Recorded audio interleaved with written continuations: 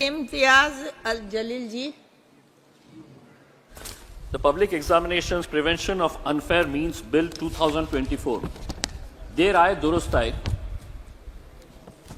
Madam, अगर ये bill आज से 5 साल पहले अगर आ गया होता तो 1,40,00,000 बच्चे जो सरकारी नौकरी हासिल करने के लिए, महज 1,04,000 नौकरी हासिल करने के लिए 1,40,00,000 बच्चे जो दिन और रात मेहनत किए, पढ़ाई किए, एग्जामिनेशन के अंदर बैठे, बाद में पता चला कि पेपर लीक हो गया था, एग्जाम कैंसिल हो गया, कई बच्चे एग्जामिनेशन के अंदर बैठ नहीं पाए क्योंकि उससे पहले ही पेपर लीक हो गया था। अगर 5 साल पहले ये बिल आ जाता तो इन्हें इतना खामियाजा भुगतना नहीं पड़ा होता। सवाल यह है कि 1,40,00,000 नौकरियों, 1,40,00,000 बच्चे, नौकरियां कितनी? तो 1,04,000। अगर ये पूरे के पूरे चले भी जाते तो 1,39,00,000 बच्चे तब भी बेरोजगार रहते। आपने इस बिल के जरिए जो सेंट्रल गवर्नमेंट के जो एजेंसीज है, जैसे ऑर्गेनाइजेशंस है, इंस्टीट्यूशंस है, यूपीएससी है, staff selection commission, railway recruitment board, ऐसी जितनी भी सेंट्रल गवर्नमेंट की है, उसको इस बिल के दायरे के अंदर लेकर आए हैं। हमारी ये मांग है कि जो राज्य सरकार के जो प्रमुख एग्जामिनेशंस होते हैं उनको भी इस बिल के दायरे के अंदर इसलिए लाना जरूरी हो गया है कि कई राज्य सरकार के नेताओं और कई राज्य सरकार द्वारा ही पेपर लीक के मामले सामने आए हैं। इसीलिए इसको इस बिल के अंदर उन्हें भी लाना जरूरी है। ये जो बिल लाया गया है इसमें हम मंत्री जी से ये पूछना चाहेंगे कि थेफ्ट, एक्सटॉर्शन, रॉबरी और डिस्ट्रक्शन ऑफ क्वेश्चन पेपर्स, इसके लिए सजा का क्या प्रावधान? तो बताया गया है नो स्पेसिफिक प्रोविजन। दूसरा यह है कि डिबारमेंट फ्रॉम एग्जामिनेशंस, इसके लिए क्या प्रावधान है सजा का? तो नो स्पेसिफिक प्रोविजंस। तीसरा यह है कि चीटिंग और use of unfair means by an examinee, कि अगर जो एग्जामिनेशन पेपर चेक कर रहा है उसके खिलाफ अगर वो कुछ बेईमानी करता है तो उसके लिए क्या प्रावधान सजा का? तो नो स्पेसिफिक प्रोविजंस। तो हम मंत्री जी से ये पूछना चाहेंगे कि इसके बारे में क्या क्या स्पेसिफिक प्रोविजंस हैं ये बताए करके। मंत्री जी ने जब अपना ये बिल को पेश कर रहे थे तो स्वाभाविक है आपके विरोधी राज्य जो है उन्हीं के बारे में आप जिक्र करेंगे। आपने राजस्थान का जिक्र कर लिया, पश्चिम बंगाल का जिक्र कर लिया, लेकिन क्या बेईमानियां आपके राज्यों के अंदर जो हो रही है उसका जिक्र नहीं करेंगे आप? मैं महाराष्ट्र से आता हूं, मैं महाराष्ट्र के अंदर कितनी बेईमानियां हुई है। टीईटी का एग्जामिनेशन, क्या होता है टीईटी का एग्जामिनेशन? चेयरपर्सन मैडम, टीईटी का एग्जामिनेशन होता है कि जो टीचर बनना चाहते हैं उसके अंदर महाराष्ट्र के अंदर एक घोटाला हुआ, एक टीचर से 4-4 लाख रुपए लिया गया। पुलिस का कहना है कि 240 करोड़ रुपए का घोटाला है। शिक्षा का स्तर कितना नीचे गिर चुका है इससे आप अंदाजा लगा सकते हैं कि जो टीचर बन रहे हैं वो पैसा देकर टीचर बनना चाहते हैं। महाराष्ट्र के अंदर पिछले 2-3 सालों के अंदर कौन कौन से घोटाले हुए हैं?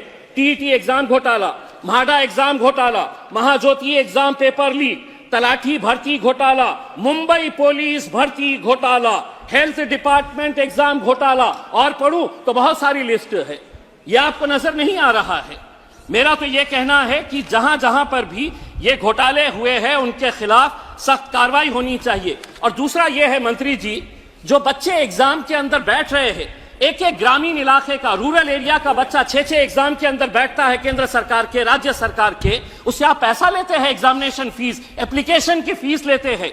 क्यों इन्हें माफ नहीं किया जा रहा है? एक तो आप नौकरियां नहीं दे रहे हैं और जो बच्चे 6-6 एग्जाम के अंदर बैठ रहे हैं उनसे है तो पैसा। अध्यक्ष महोदय, ये पूरा देश के नौजवान बच्चे आज सदन की तरफ नजर लगाए हुए हैं। अभी तेलंगाना के अंदर ग्रुप 1 प्रिलिमिनरी एग्जामिनेशन 1 जुलाई के अंदर घोटाला हुआ, कैंसिल कर दिए। 3 महीने के बाद फिर होने वाला था, फिर घोटाला सामने हुआ, कैंसिल कर दिए। फिर बाद में कहा गया कि नहीं अब एग्जामिनेशन ले नहीं सकते क्योंकि इलेक्शन आ गया। मेरा यह कहना है कि बच्चों के ऊपर क्या साइकोलॉजिकल असर पड़ता होगा कि इतनी मेहनत करने के बाद भी आज अगर वो एग्जाम नहीं दे पा रहे हैं। मंत्री जी यहां से उठकर चले गए हैं, उन्हें उर्दू अच्छी तरह से आती है। मैं उनसे यह पूछना चाहूंगा कि आज पढ़े लिखे बच्चों की हालत ऐसी हो गई है कि पढ़ो फारसी और बेचो तेल, ये हालत हो गई है। हाईली क्वालिफाइड बच्चे आज क्लर्क की, चपरासी की नौकरी के लिए अप्लाई कर रहे हैं। तो आप कहीं ना कहीं महाराष्ट्र सरकार का भी एक चलिए, डिपार्टमेंट का ये- एग्जामिनेशन हुआ है।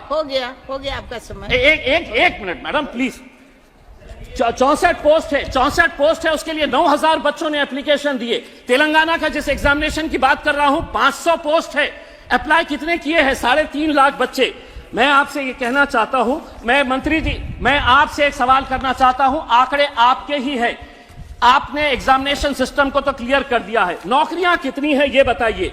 2022 के अंदर इसी लोकसभा के अंदर रिटर्न रिप्लाई के अंदर यह बताया गया था कि the rush for government jobs continued unabated over the last 8 years, but less than 1% of applications received way selected.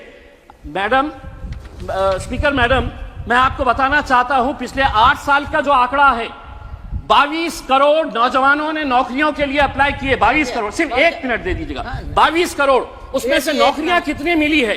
तो महज 7,22,000 बच्चों को सरकारी नौकरियां मिली है। अच्छा बोल रहे हैं। 22 करोड़ कहां पे है और 7 लाख कहां पे है? उसके बावजूद भी आप अपनी पीठ थपथपा रहे हैं। अब मैडम स्पीकर, कल हमने प्रधानमंत्री जी का भाषण सुना, 2 घंटे तक वो बोलते रहे कि कितना अच्छा रहा है करके, हमने मंदिर बना दिए, हमने ये बना दिए, आप अपनी पीठ थपथपाते रहे। मोदी जी की गारंटी है करके जब उन्होंने कहा तो आप सभी ने तालियां बजाए, बेंच को बजा बजा कर अपने हाथ दुखा दिए। क्या मोदी जी की गारंटी यहाँ के इस देश के सब कुछ का? जी जी जी, बैठा जा, प्लीज बैठा जा, चले। धन्यवाद अध्यक्ष जी, आपने मुझे बोलने का मौका दिया।